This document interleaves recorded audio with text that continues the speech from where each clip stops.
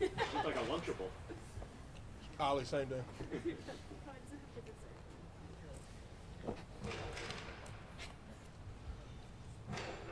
Howdy.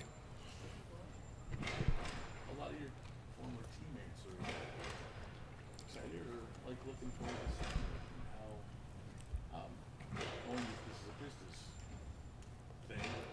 What do you make of facing the Broncos? It'll be fun. It'll be different for sure. It'll be fun. It's not like a revenge game or anything like that for me. Like, I left on good terms, left and went to go win a Super Bowl. I had a great relationship with everybody in that facility. Didn't have any bad blood with anybody in there. So for me, it was like I didn't want to leave. You know, I cried real tears when I left. So it's to see them again and to see that organization winning and starting to do better is, you know, a treat for me. It's not like it would never be the other way around for me. 11, it was 10 and a half years there, 11 years there. I've had so many different players come through there that I built special relationships with. Went to 2 Super Bowls there. Got to play with Peyton Manning, Champ Bailey, DeMarcus Ware, Tim Tebow. To like the young leaders there now, like Justin Simmons and Patrick Surtain and Gary Bowles. I remember when these guys got drafted, you know, and they were rookies, you know, coming in for rookie mini camps and all of these things, and I really value my relationships with the players, especially the young players. So, not any bad blood at all. You know, I want to be a GM, you know, one day in the NFL, and you know, those are some of the things that you just understand about, you know, the game. So, definitely not any bad blood. I check up on all those guys. I feel like, you know, I played for Sean Payton before. You know, as much as I've heard from, you know, him from the other players. You know, I went to Cortland Sutton's wedding this off season in Cabo, and Russ was there, and you know, and K-Jack was there, and of course Cortland and Jerry Jeudy and all the guys. So I'm still keep in touch with Tim Patrick and, you know, all the guys. So it'll never be bad blood on my end. It's just, you know, I know it's cliche, but it's really just another game, you know, for me. I haven't played there in 2 years. I didn't get to play for the you know, the owner that's there now, and, you know, the head coach that's there now. So a lot has changed since I've been there. But one thing that would never change is my love for Broncos country. They were with me through everything from, you know, coming in as a rookie to getting injured twice. And, of course, both Super Bowl 50 MVP.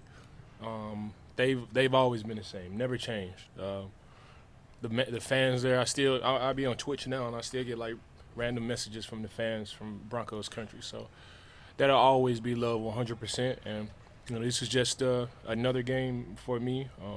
Definitely want to play better this game.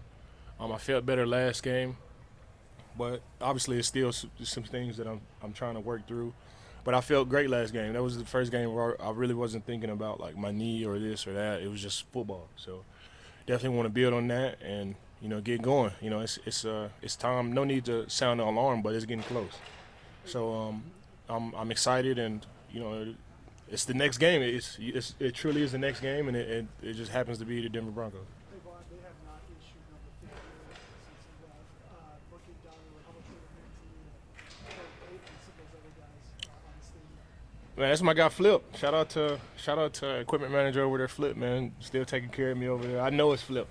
You know, he did the same thing for Champ Bailey and all of those guys. So shout out Flip and Harry and Kenny Powers and all of those guys. It'll always be love. But I know the restriction of the number is coming from one man, and that's Flip. So shout out to Flip. Devon, you mentioned your relationship with younger players. You've talked really highly about Gregory So since you've come here. He's like yourself, trying to play through something right now with the foot injury. How have you seen him, react to that and deal with the challenge of trying to play through something? It's same grid. You wouldn't be able to know talking to him. you wouldn't be able to know the way he walks around a facility and he goes throughout his processes every single day. And that's just the type of guy that he is. That's the type of guys that we all are. Not making excuses for anything. The end product is the end product, and it's all about, getting to Sundays and playing your best ball. In this case, it'd be Monday. So, Greg is a special person. He's smart. Obviously, he's gifted, mentally and physically. And, at this point in the season, everybody's dealing with something. If you look at everybody on our roster, everybody's dealing with a little bit of something. You still got to go out there and play. And that's all 32 teams. I'm sure everybody on all 32 teams is it's a star player dealing with something. So you just got to keep going and push through it. That's what makes our game great. That's what makes our game beautiful. And, that's why the fans watch. It creates, some type of uncertainty, and you just go out there and you just play your best to, to put all that uncertainty to sleep. Trent Sherfield was talking about players only meeting this week. From your experience, what's the benefit of those in season? Or maybe you're struggling a little bit and getting a chance of just being there with. It's just a sense of ownership. This is our team. I've never, especially in the NFL, I've never looked at it as coach's team or the owner's team, even though financially it is, but I've always looked at it as our team, ownership. And whatever plays we get, whatever system that we're running, I've always looked at it. There is no magic call. We have to bring all of this stuff to life. So whenever you have a players only meeting, it's just all about ownership, and that's where you really get the best benefits of playing great ball, and guys being aware of the type of ball that we're playing is having complete ownership of everything that we do in that football field, because it's just us out there. And the more ownership that you have, the more self-awareness that you have, the more team awareness that you have, and you can easily adapt and evolve to whatever adversity or problems that the season brings. Trent said that Trent said this season kind of led that meeting. I've seen him respond to he said, kind of was the tone of what you guys talked about that meeting. Oh yeah, it's always good. Ownership is always good. I love that. Mentally, I fall in love with the mental aspect of not only football but of life, and to really have the right perspective on things. Whenever you have player-only meetings like that, it's all about perspective and ownership, and I love those moments for sure. Vaughn, saying that you're close and you really felt the best you did last week, is there something mentally in facing your former team to drive you to show them the best version of you that might show up on Monday? No. You know what I'm saying? No, I mean, like I said, it's not like a revenge game or anything like that. I didn't know Every time I go out there, I try to not only whoever is watching, that this is the best version of myself. So it really doesn't matter who we line up. I can see if we left on bad terms. I can see if, they treated me bad there or anything like that. I reflect back on my time there, and I don't think it's any other star player in the league that was treated the way I was treated. Ryan was there. Ryan was there with me. They loved me there.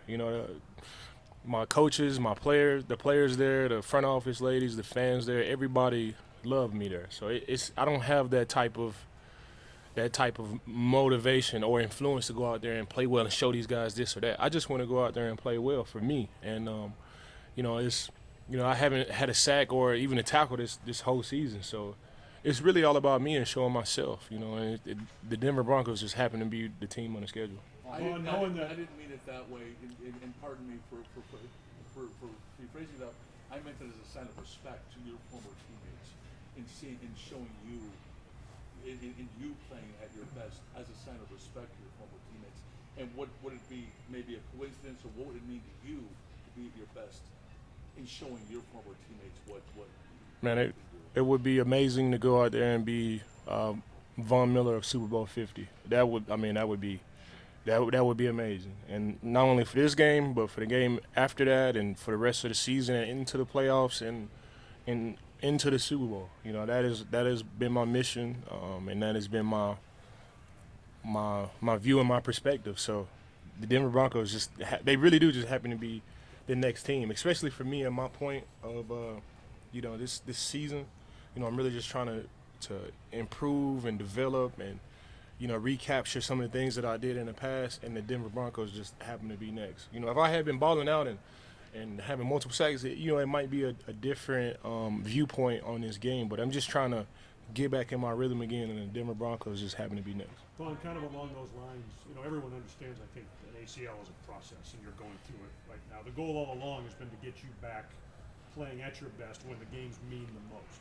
You talked about no need to sound the alarm, but it's kind of getting close right now. How much of a step forward, based on the way you felt Sunday night?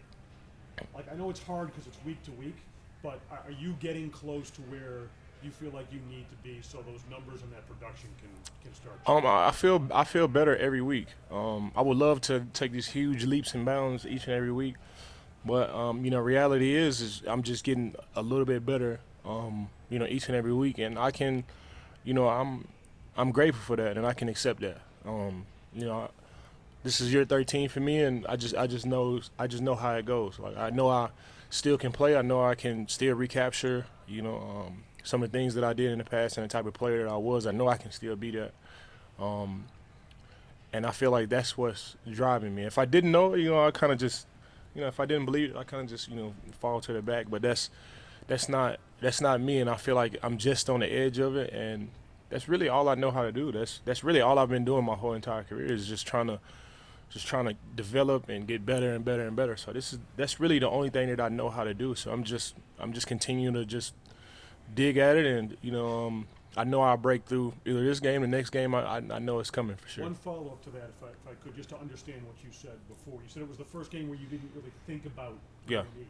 Is it a confidence issue in like the stability of that, or is it just kind of a general explosiveness thing?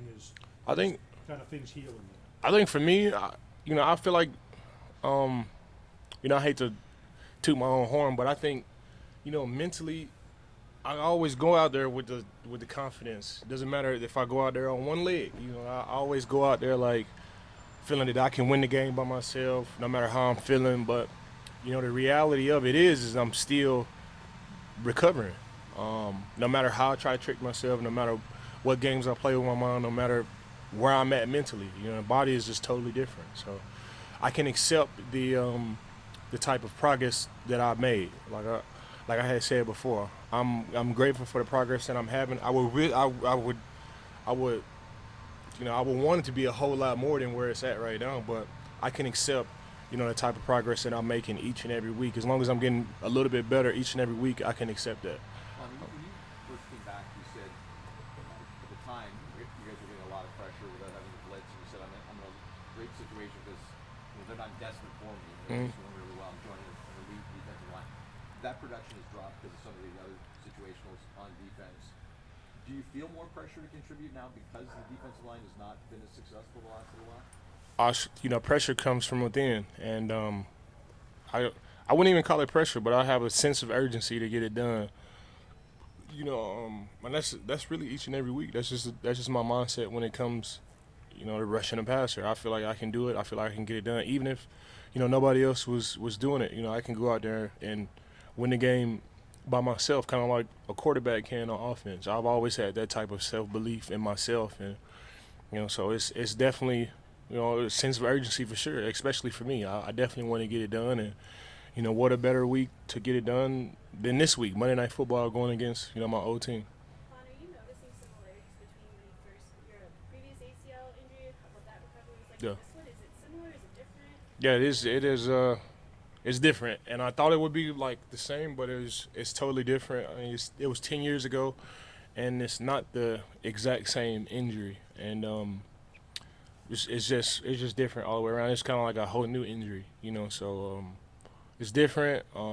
It wasn't the same injury as it was before, but for me, I still had the same mindset. Whether it's been my knee, my thumb, my peroneal tendon, whatever injuries that I've dealt with in the past, I always had the same mindset, and that's what's continually helped me, get through these cycles of being good, getting injured, coming back, being good, getting injured, and coming back. And I'm just on that same process. This time it's just taking a little bit more longer, but like I had said before, I have progress. I'm getting better, and I can accept that. I would want it to be a whole lot more, but slow progress is better than no progress, and I feel good where I'm at.